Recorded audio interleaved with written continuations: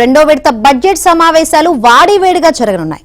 ఇవాల్టి నుంచి ప్రారంభమయ్యే సమావేశాలు రణరంగాన్ని తలపించే అవకాశాలు ఉన్నాయి.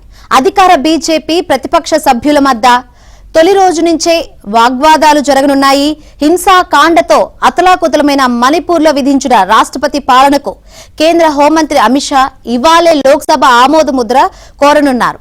ఆ తర్వాత ఆర్థిక మంత్రి నిర్మలా సీతారామన్ మణిపూర్ కు సంబంధించి బడ్జెట్ ప్రతిపాదనలను ప్రవేశపెట్టబోతున్నారు. ఇక ప్రతిపక్షాలు తీవ్రంగా వ్యతిరేకిస్తున్న వక్ఫ్ బిల్ కూడా ఈ సమావేశాల్లోనే పార్లమెంటు ముందుకు రానుంది.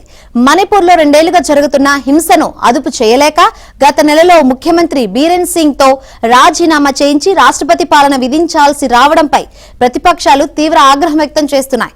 మణిపూర్ లో హింసాకాండ ఆగకపోవడంపై సర్కార్ను నిలదీయనున్నాయి.